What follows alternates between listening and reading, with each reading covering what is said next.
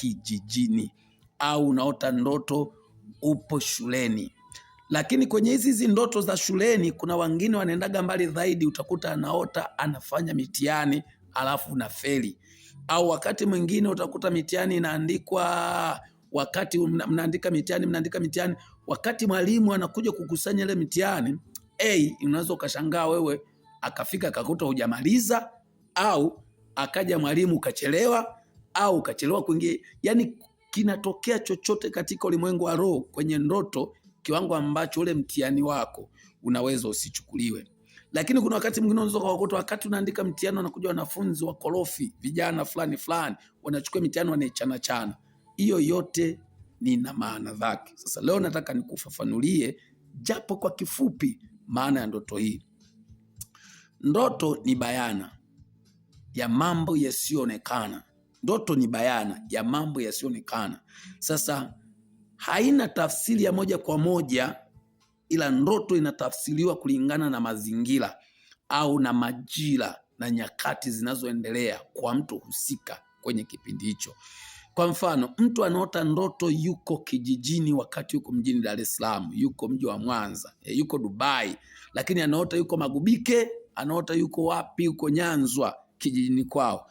Maana yake nini? Maana yake hiyo ni limitation life. Maana yake ana mipaka ya kimaisha.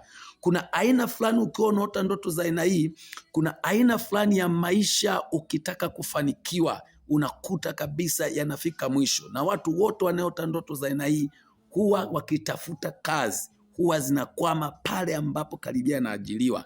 Huwa wakitaka kuolewa mambo yanakujaga yanaharibika pale tu ambapo bado siku 5 ndoa ifungwe, bado siku 3 mtu akatoe mahali, bado siku 3 akatangaza uchumba. Hapo ndipo nakuta mambo yanaharibika. Kwa nini? Kwenye ulimwengu wa roho huwa wanafanya mageuzi, wanakurudisha nyuma, kwa sababu haiwezekani uko darasa uko chuo lakini uote tena uko darasa la 4, uko na marafiki zako wa darasa la 4. Kwenye ulimwengu wa roho manake shetani anakurudisha uende ukaanze upya. Sasa wewe kwa sababu hauna hiyo knowledge ya kimungu na hauamini juu ya mambo hayo, ukiamka asubuhi unapiga mswaki unakula unakimbia kazini, umeshafungwa.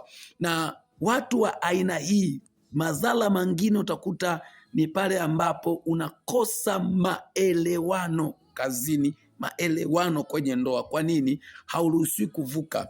Unapofikia kiwango labda unamiliki 1,000,000, 2,000,000, kikifika kiwango cha 3,000,000 yatatokea matatizo urudi mpaka kwenye 200,000, yatatokea shida urudi mpaka kwenye 100,000. Kwa nini? Kwa sababu umewekewa mipaka ya kiroho ya wewe kuto kuvuka na kufikia malengo yako ya kila siku. Na hiyo mipaka haionekani kimwili, inaonekana rohoni. Sasa shetani ili aweze kutimiza mambo yake ya rohoni ni lazima akuoteshe ndoto, ili katika taswira ya rohoni wewe ndio utekeleze mikwamo yako wewe ndio utekeleze kushindwa kwako, wewe ndio utekeleze kukataliwa kwako, na unapodharau inakuwa ni furaha kwake. Kwa nini? Kwa sababu lengo lake yeye linakuwa limetimia, la wewe kuto kufikia malengo ya kimaisha. Wewe mwenyewe utakuwa ni shahidi.